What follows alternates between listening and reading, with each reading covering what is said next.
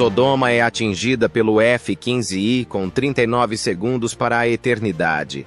Uma ação de combate que certamente será lembrada na história militar ocorreu em 3 de maio de 2025.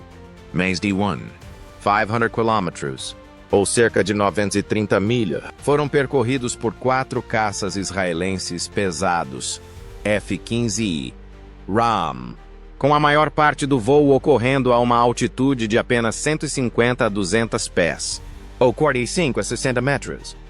Eles usaram mísseis guiados de precisão para atingir o aeroporto de Sanaa, no Iêmen, voando em completo silêncio de rádio e sem luzes de navegação.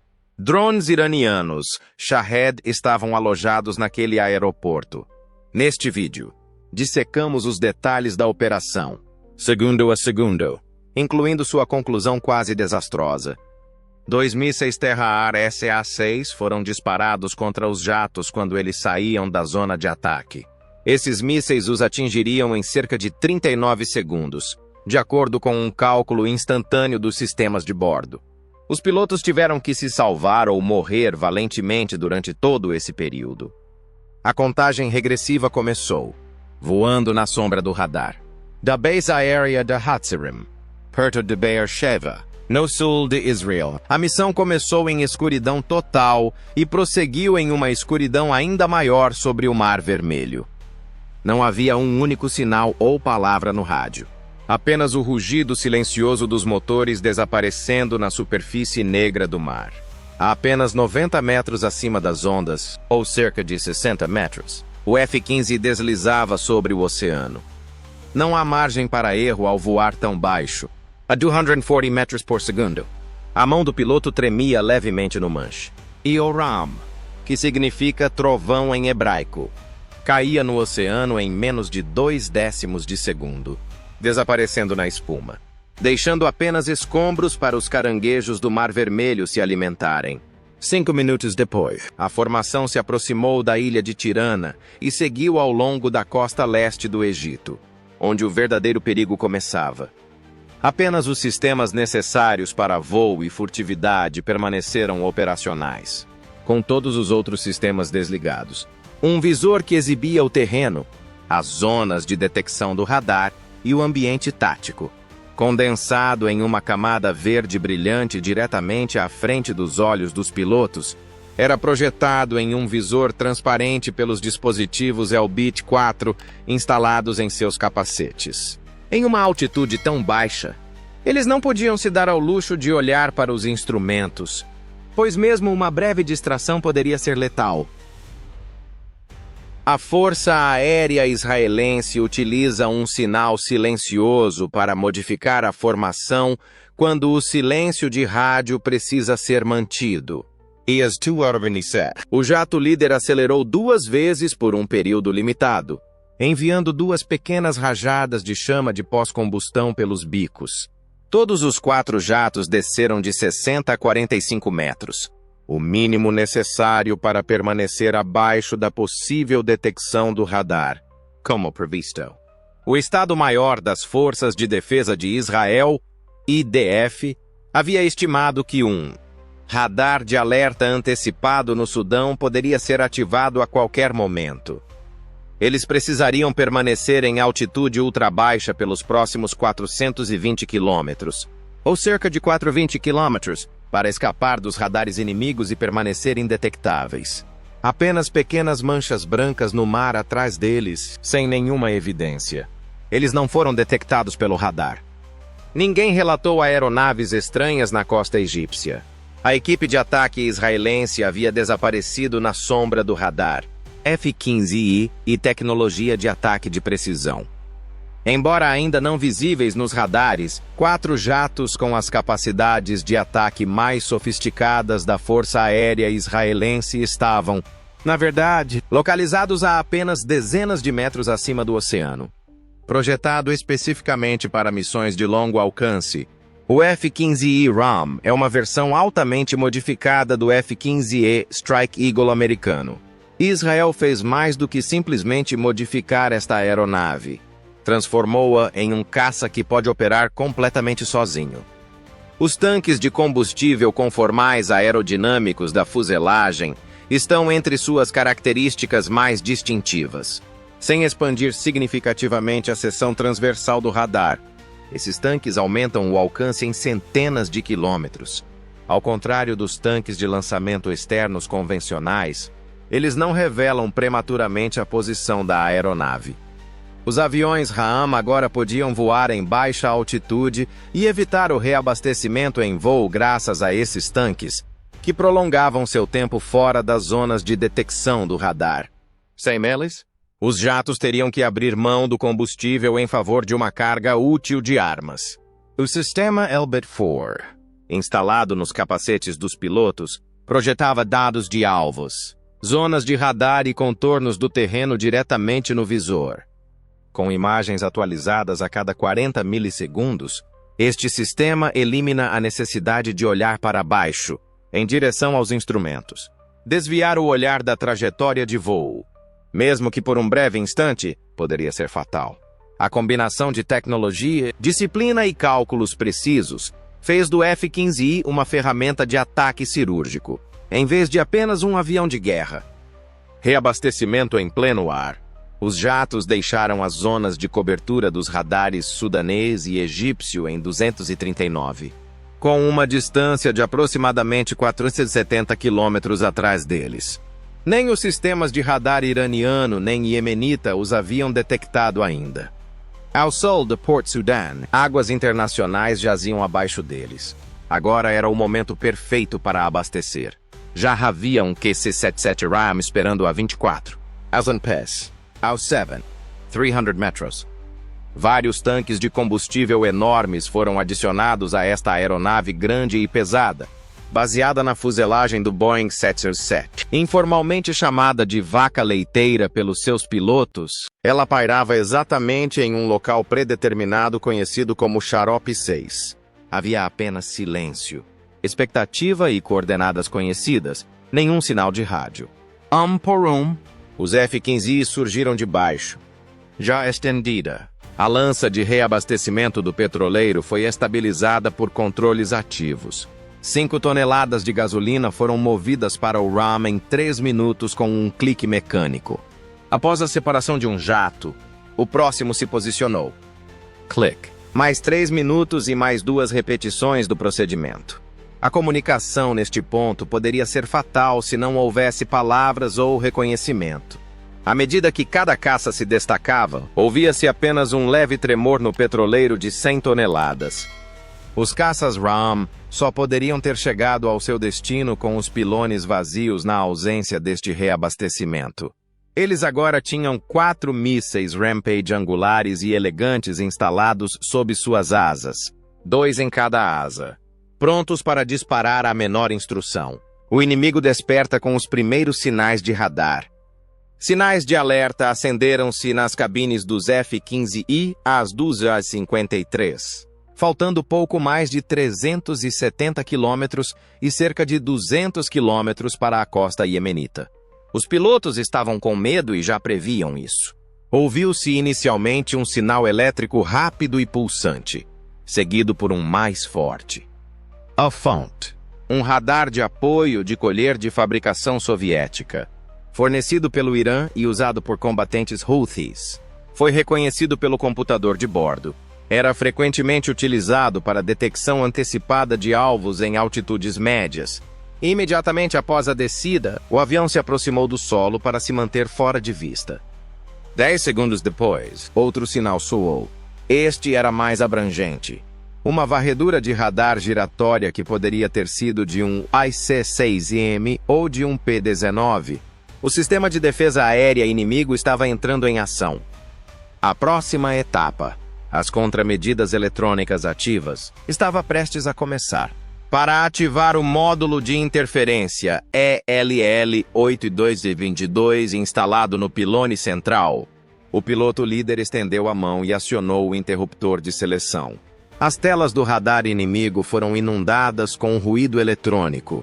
Cateava, zumbia e começava a gerar interferência direcionada nas faixas de frequência específicas do radar. Sinais estáticos e fantasmas imediatamente inundaram os monitores de radar laterais dos Houthis. A aquisição do alvo tornou-se impossível. O segundo bloqueador, instalado no jato que voava atrás, entrou em operação 3 segundos depois, seguido por outro e mais outro. O caos se instalou nos radares Houthis, com alvos fantasmas aparecendo e desaparecendo, alterando aleatoriamente sua velocidade, direção e altitude. Eles bloquearam ativamente as frequências da banda X, usadas tanto pelo suporte de colher quanto pelo IC-6M. Os Houthis estariam atirando em ilusões e fantasmas mesmo que atirassem. Vá em frente e ataque Sana. 3 horas e 6 minutos. No Horizonte. Surgiu um cume negro de colinas. Sana estava atrás. A linha final do terreno foi limpa pelos caças. Mais adiante, havia terreno aberto. Não havia mais cobertura disponível. Eles estavam agora vulneráveis e imperceptíveis. Velocidade máxima era a única coisa implícita. Os motores Ra'an rugiram enquanto mãos empurravam os manetes para a frente. A velocidade no ar aumentou para cerca de 900 km por hora, ou 550 milhas por hora. Marcadores vermelhos, pontos de control, zonas de destruição e cobertura de defesa aérea brilharam nas viseiras dos capacetes dos pilotos. 20 quilômetros à frente, o aeroporto internacional de Sana parecia uma enorme mancha escura na escuridão do deserto. 6 caminhões transportando drones, Shahed 136. 4 radares móveis e talvez uma estação de comando foram confirmados por imagens de satélite tiradas 12 horas antes. A concentração e o silêncio reinavam nos bancos traseiros. As coordenadas do alvo já haviam sido programadas quando os oficiais de armas se inclinaram sobre seus consoles. A única coisa a fazer era escolher o perfil de ataque. A1, 100 milhas por hora. A1, 800 km por hora. Uma queda acentuada garantiria que cada ogiva, pesando 150 kg de alto explosivo, se chocasse contra o teto do hangar. Os mísseis foram armados com um clique suave. 3 horas e 7 minutos depois, o piloto-chefe emitiu uma breve ordem, sem armas. As armas foram destravadas por um clique coordenado de interruptores. Então, o rádio estalou alguns segundos depois. Fogo. O primeiro, o segundo, o terceiro e o quarto mísseis se desprenderam do pilone. À medida que os mísseis dos outros jatos se juntavam ao ataque, clarões ofuscantes irromperam no céu negro. 6 segundos depois, 16 mísseis Rampage, com velocidade superior a 1,5 vezes a do som, estavam a caminho. O míssil inicial atingiu seu alvo 28 segundos após o lançamento. Um ataque direto ao depósito de gasolina ocorreu às 15h08. Uma enorme explosão destruiu um hangar de drones 3 segundos depois. Um segundo container de armazenamento Shahed foi destruído por outra bomba. E, por fim, o centro de comando foi atingido em cheio. Houve explosões secundárias por todo o campo de aviação. Telhados ruíram, caminhões pegaram fogo e a antena de comunicação caiu. Os jatos fizeram uma curva dramática. A missão estava quase concluída. Quase. SA-6. Eternidade em 39 segundos. 10 minutos e 3 horas. Os jatos começaram a subir. O ataque foi realizado. Eles destruíram os alvos. A missão, porém, não estava concluída. Eles ainda precisavam retornar. A perda de um único F-15 Ram jamais poderia ser justificada por um ataque bem-sucedido. E definitivamente não a vida de um piloto. A ameaça de 2 mísseis SA-6, nome da OTAN para o sistema de mísseis. Terra-ar soviético 2K-12 Kub, foi repentinamente detectada por um computador de bordo. Mesmo tendo sido criado na década de 1960, o sistema ainda era um inimigo formidável. Era perigoso, atingindo uma velocidade máxima de Mach 2,8. A conclusão foi discretamente exibida no computador de voo. 20 milhas e 32 quilômetros.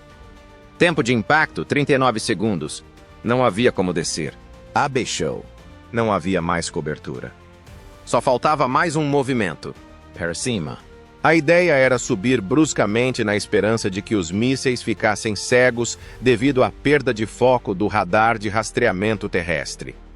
Houve tempo apenas para uma prece silenciosa, para que Deus levasse suas almas se isso não funcionasse. Eles empurraram 4 alavancas de aceleração para a frente. Outro empurrão. Os motores uivaram enquanto os pós-combustores ganhavam vida, e houve um alto clique mecânico, como se tivessem sido chutados para o ar. Os F-15 dispararam para cima em um ângulo de 60 graus, lançando colunas de fogo dos bicos. Atrás deles, feixes de projéteis lançados por pirotecnia brilharam, e fragmentos se espalharam pelo ar. As contramedidas eletrônicas estavam a todo vapor, emperando. Os pilotos foram jogados contra seus assentos por forças G. Os batimentos cardíacos dispararam. Estava tudo no limite. Cálculo desesperado e força bruta. Os foguetes continuavam a ganhar terreno, mas a linha costeira aproximava-se rapidamente. Após apenas 3 segundos de voo, a distância havia diminuído para 1 quilômetro, mas eles não precisavam voar tão longe. A 150 a 300 pés, ou 50 a 100 metros, de distância do avião, os fusíveis de proximidade queimavam. O avião e o piloto seriam destroçados pelas centenas de pedaços mortais lançados por 90 quilos de explosivo de alto impacto. Restavam apenas 2 segundos. Vamos para o 3º segundo da perseguição. O radar de rastreamento apresentou defeito. Não houve 1 segundo sequer. A poucos quilômetros de distância, os mísseis formaram um arco amplo, desviaram rapidamente e detonaram sem causar nenhum dano. A aeronave da Raam continuou a voar. 3 horas e 15 minutos. Atrás deles, o espaço aéreo iemenita. Os F-15s voavam a 12. Aslan Pass, ao cerca de 600 metros, acima do Mar Vermelho mais uma vez. Israel estava à frente. Hazarim estava à frente. A missão foi concluída. As únicas baixas foram os trajes de voo de 4 aviadores israelenses, encharcados de suor devido ao perigo mortal. Perdas aceitáveis. No entanto, as ramificações geopolíticas do ataque relâmpago de Israel estavam apenas começando a tomar forma à medida que a poeira caía sobre os restos queimados da base aérea. Declarações de todo o Oriente Médio começaram a chegar poucas horas após a operação. Cada uma meticulosamente elaborada para o público nacional, aliados regionais e observadores internacionais. O tom era tipicamente irado em Teherã. A televisão estatal iraniana foi além, apresentando o ataque aéreo como evidência da crescente coordenação militar entre Israel e os Estados Unidos, ambos vistos como inimigos existenciais em Teherã, ou Irã.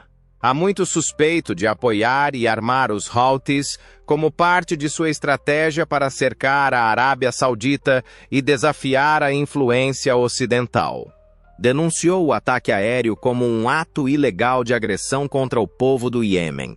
A Guarda Revolucionária do Irã alertou em um comunicado que aqueles que derramaram o sangue dos defensores do Iêmen não ficarão impunes, mas se absteve de ameaçar vingança.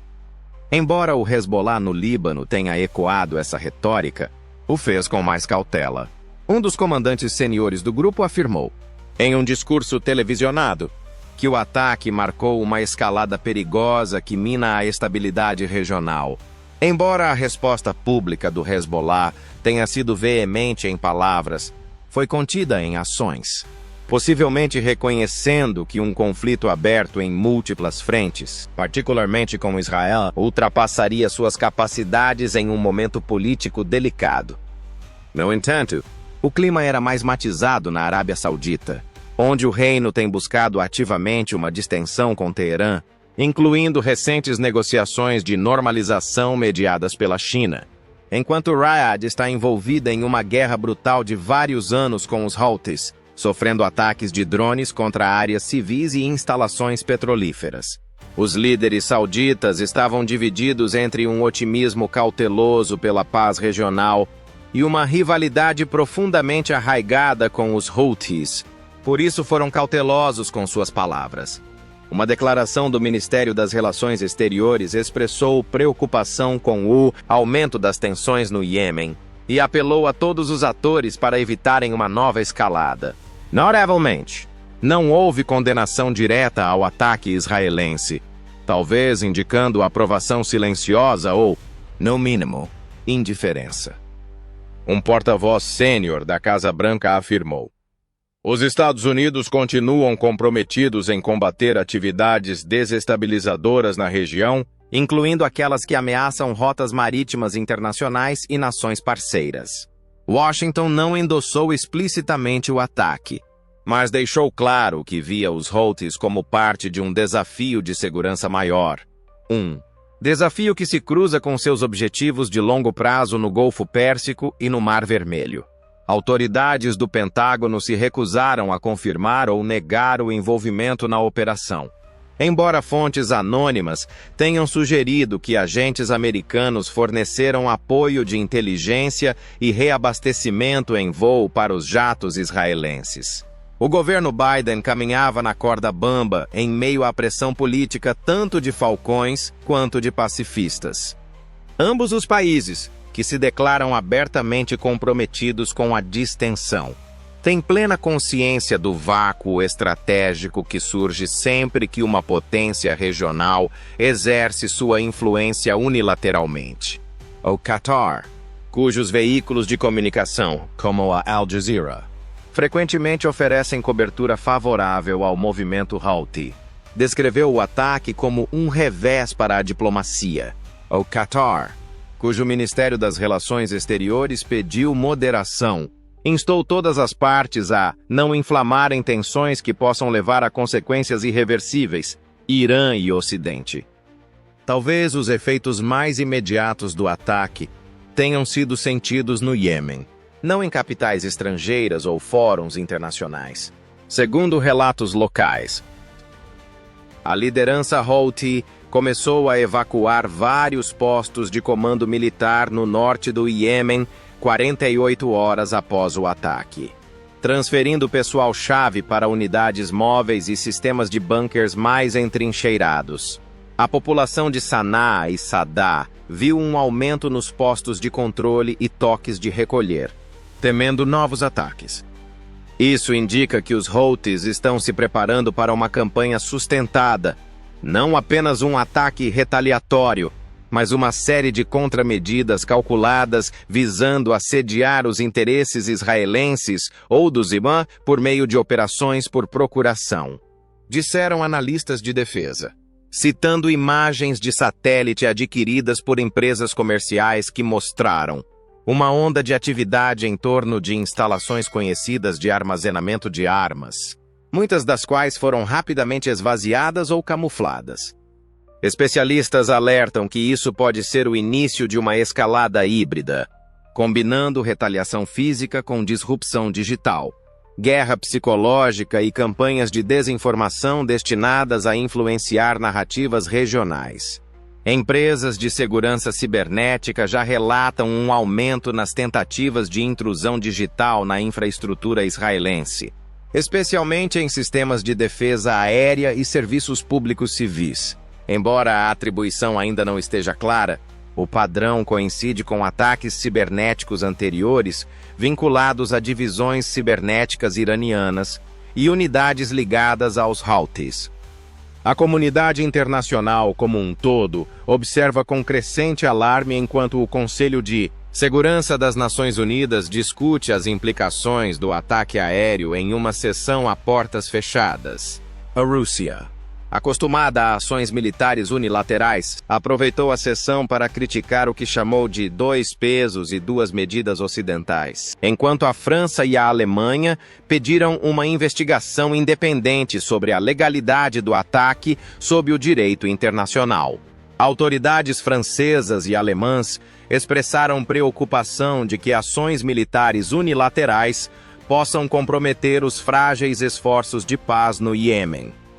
Os mercados de petróleo em todo o mundo também reagiram rapidamente, com os preços do petróleo Brent subindo mais de 3% logo após a greve, devido a preocupações de que o conflito pudesse se espalhar para importantes pontos de estrangulamento marítimo, como o Estreito de Bab el-Mandeb.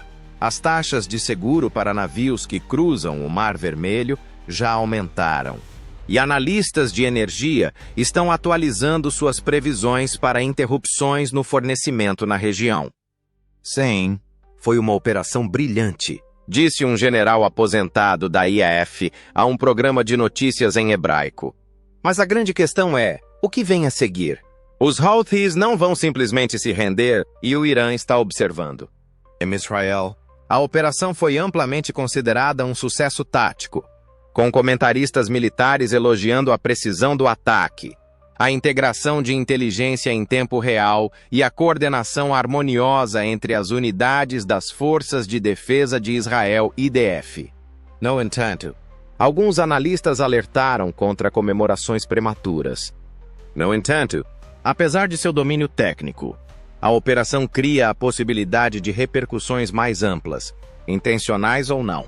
Os Houthis podem se sentir mais confiantes para lançar uma resposta mais contundente, possivelmente concentrando-se em rotas de navegação utilizadas por empresas com laços com Israel ou realizando ataques simbólicos a embaixadas e aliados. O Irã pode usar o incidente como pretexto para fortalecer a cooperação militar com seus aliados, estendendo o eixo de resistência a novos lugares.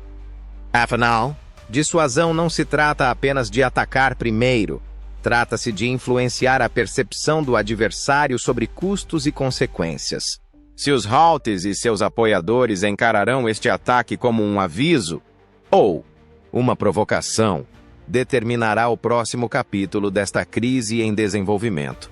Por um lado, Israel demonstrou seu alcance e capacidade, enviando um sinal claro aos adversários, mas, por outro, pode agora enfrentar um desafio mais complexo e multifacetado. Cidadãos comuns, sejam iranianos, imanitas ou israelenses, esperam para ver o que acontece nas sombras desse jogo de alto risco. Acompanharemos os desenvolvimentos à medida que eles ocorrerem. Esta missão foi um divisor de águas no uso operacional de guerra eletrônica e perfis de ataque de baixa altitude.